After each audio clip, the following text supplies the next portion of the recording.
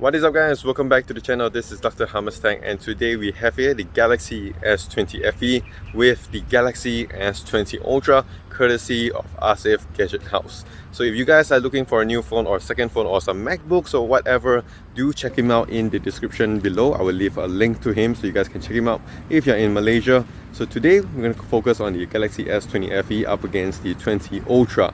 Samsung have claimed that the FE is still part of their Galaxy S20 series. It is only coming at about $700, while the Galaxy S20 Ultra, when it was first launched, came in at like what, 1,300, 1,400, super expensive, half the price. The S20 FE is half the price. So do let me know in the comments down below if you think the camera is half of the Galaxy S20 Ultra. In this video, just let me know if the stability is good, the white balance is good. If there's any differences between both of these phones, do leave a comment down below. So without further ado, let's get into some other photos and some other videos. Let's get right into it. So again, in this type of videos, I have to say that both phones, they do give you very good shots individually. And it's only when you put them side by side that you get to nitpick some stuff, you get to see some details here and there. And in these first few shots, you're going to notice that both phones, they do give you very similar results. And it's actually a good testament to Samsung for making it very consistent between their S20 lineups, even coming from the S20 FE all the way to the S20 Ultra. Colors and details on both phones are very similar, as you can see in the shots. But I would say though that the S20 FE actually does have the better dynamic range. When you look at the shadows on the trees over here, you notice that it's a bit brighter compared to the S20 Ultra. The 20 Ultra would look a bit more detailed, but in general photos, I think people would like the brighter shots coming from the S20 FE. Shots taken with its main lens, ultra wide and telephoto are very similar to each other, and as you can see here, when we crop in into most of the shots, details are very well preserved. Going from the main lens to the ultra wide, the photos will look a bit softer, but then again, the colors and details are still very good to each other, and again, very similar to each other. So both the S20 FE and S20 Ultra, they do trade blows very consistently, and as you can see here, sometimes the S20 Ultra does look better, but sometimes the S20 FE actually does look a bit better. Again, I have to say that I'm very impressed that they kept the S20 FE's quality very similar to even the Galaxy S20 Ultra, which is about double the price of the Galaxy S20 FE. And here are some more shots taken with its main lens, ultra-wide and telephoto cameras. And as you can see here, in the same typical 2020 Samsung fashion, the photos will look a bit more punchy than it actually is. The S20 FE has a 3x optical zoom, whereas on the S20 Ultra it has a 5x hybrid zoom. At this point, photos taken are very sharp and the details are really good. The zoom on the S20 FE maxes out at 30x, and at the same time with the S20 Ultra, the S20 Ultra definitely does give you sharper images with more details. The S20 Ultra does have one major advantage, its 108 megapixel sensor. When you crop in into this shot, you're going to see that it has more details and is sharper compared to the Galaxy S20 FE. And it's also able to zoom in 100 times, but images will look very soft. Both phones, they do not have a dedicated macro camera, but don't take anything away from them as they take very good close-up shots. But I would say though that the Galaxy S20 Ultra would give you sharper images with better dynamic range, and yes, it does look more detailed.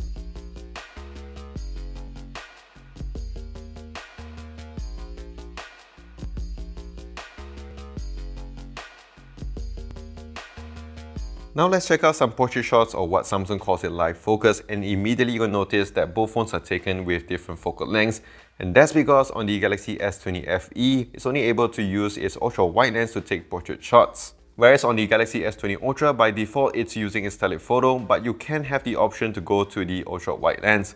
But for now, you can just crop in using its main lens and you still get a good amount of details, and comparing it to the Galaxy S20 Ultra, it is pretty similar to each other. I do hope that on the Galaxy S20 FE, there will be a future update to use its telephoto camera.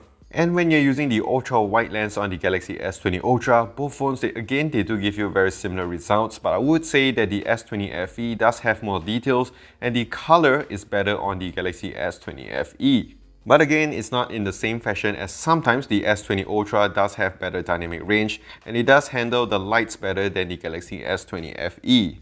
And you can see that more when we go on to harsh lighting conditions, that the Galaxy S20 Ultra does handle the dynamic range on my face better than the S20 FE.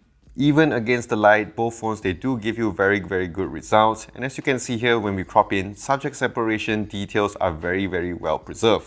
Now let's check out some selfie shots, and it's a bit of a seesaw battle here. At one point, the Galaxy S20 FE does give you more details, but the skin color tone is better on the Galaxy S20 Ultra. And again, when you crop in into both of the shots, subject separation details are still very good on both of these phones.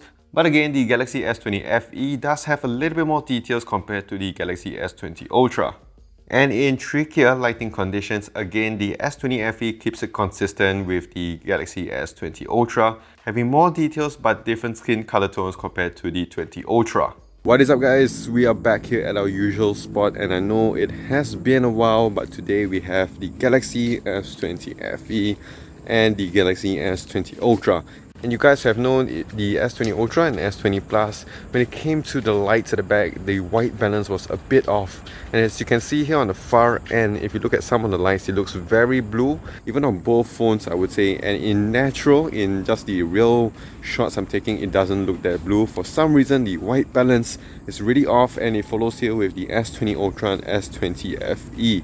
But overall, both phones are taking very sharp video over here. The skies on the back on the S20 Ultra is a bit more bluish compared to the S20 FE and compared to real life. And also check out the stability on both of these phones. I am going to say that both phones are doing very well, but I would say that maybe the S20 Ultra does look a bit sharper and a bit better balanced in terms of the light compared to the Galaxy S20 FE. So when it comes to night shots, again, both phones are very similar again, which is very impressive. But when you switch on to its ultra wide lens, you're going to notice a remarkable difference between both of these phones. The S20 Ultra does give you brighter shots, but it does look a bit noisier. But on the S20 FE, although it may look a bit sharper, but you can see here the lighting condition is very poor. I do hope Samsung does fix this in future updates for its ultra wide lens. Otherwise, both phones are very similar when it comes to night shots as well. So that is it. This is the camera comparison test between the latest Galaxy S20 FE up against the best Galaxy S20 Ultra. For me personally, I feel that the S20 FE does keep up with the S20 Ultra a lot, and it's actually a good testament, again, like I said, that the Samsung is keeping it very consistent in their S20 lineup. So of course, do leave a comment down below which phones you guys think did better, and if you're using any of these phones, do leave a comment down below on how it's performing for you so far in terms of the cameras. So that is it. If you did enjoy this video, do click that like and smash that subscribe button down below for more videos like this in the future. Do also follow me on my socials as well, on Twitter, Instagram, Facebook, and also here on YouTube at Dr. Hammerstack. So that is it. This is Dr. Hammerstack. Stay safe, take care, and wash those hands.